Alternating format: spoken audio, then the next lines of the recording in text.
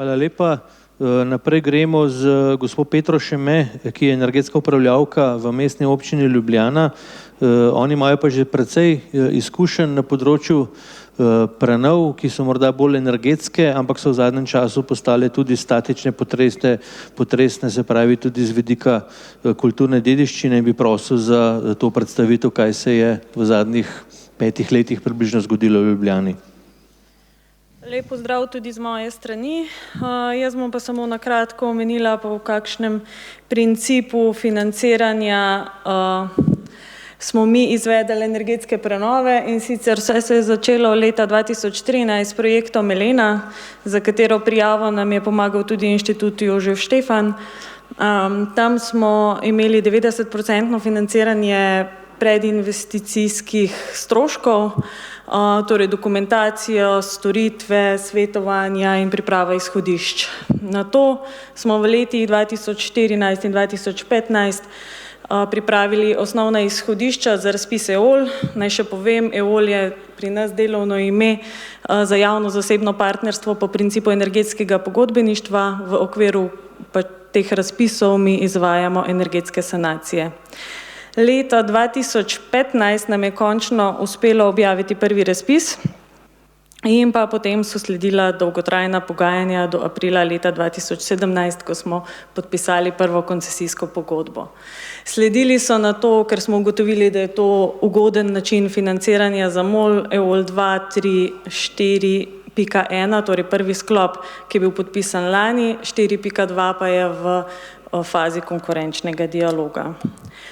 Samo na hitro, kaj je energetsko pogodbeništvo, danes je bil že nekajkrat omenjen.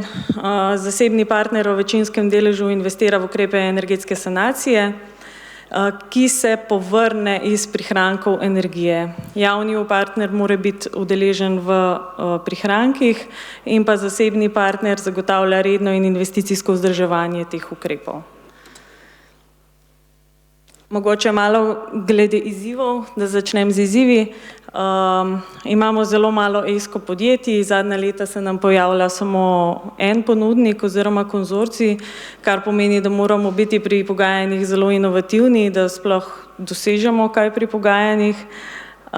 Pogosto ima zasebnik več znanja, torej boljša izhodišča za pogajanja, in pa pri celovitih prenovah, o katerih bom govorila v nadaljevanju, to pomeni več deležnikov in več usklajevanja.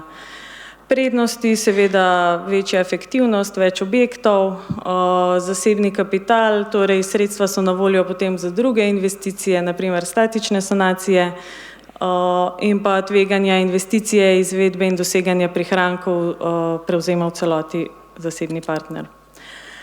Malo v številkah, EOL 4 še nisem vključila, ker še ni zaključen.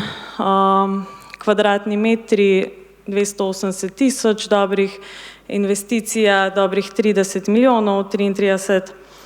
Prihranki v evrih, naj rečem, da so to samo po takratnih cenah, torej trenutni prihranki so nekoliko večji, ampak glede na to, da po koncesijski pogodbi je referenčna cena dogovorjena, imamo pač prihranke, to so po pogodbah. Kilovatne ure, vidimo tudi kar dobre rezultate in pa prihranke CO2. Ok, sedaj pa bistvo, to, kar smo že nekaj govorili danes. Ko smo začeli z energetskimi prenovami, smo najprej bili vsi zelo ambiciozni, kako bomo to veliko energetskih prenov naredili, in to je to ena sama tema. Potem pa smo najprej prišli do kulturne dediščine in varstva kulturne dediščine, kjer smo se v bistvu in se še vedno trudimo, da objekte skupaj z Zavodom za varovanje kulturne dediščine uskladimo vse ukrepe in končni izgled.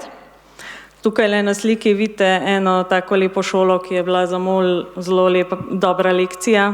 Ima v bistvu vse elemente, in sicer statična sanacija, energetska sanacija, kulturno zaščito, požarno-varstvena sanacija in pa dostop za gibalno oviranje. Torej, pač v bistvu v celoti smo mogli posodobiti objekt, hkrati pa smo bili še malo pod časovnim pritiskom, ker smo projektiranje za ostale ukrepe začeli relativno pozno in pa se je približeval rok za oddajo zahtevka za črpanje kohezijskih sredstev za energetsko sanacijo.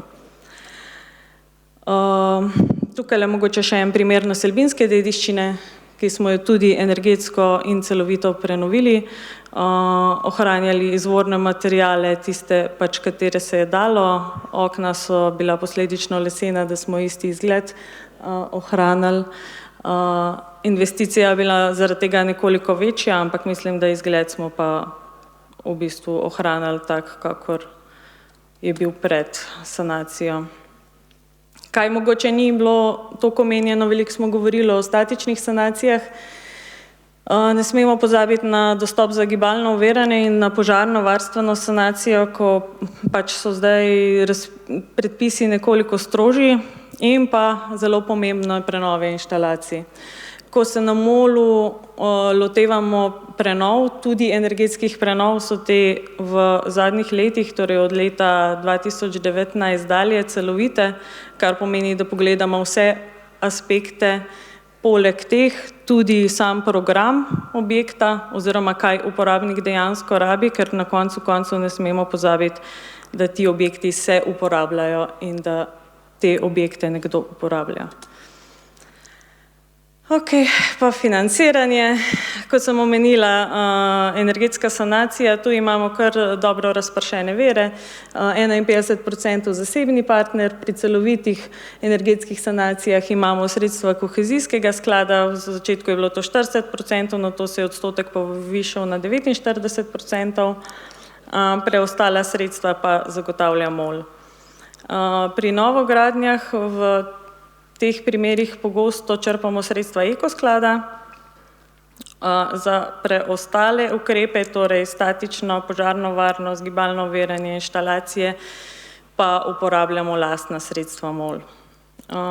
Energetska sanacija še na koncu v bistvu znaša med 20 in 30% investicije pri objektu, malo odvisno, kaj vse je potrebno prenove, ampak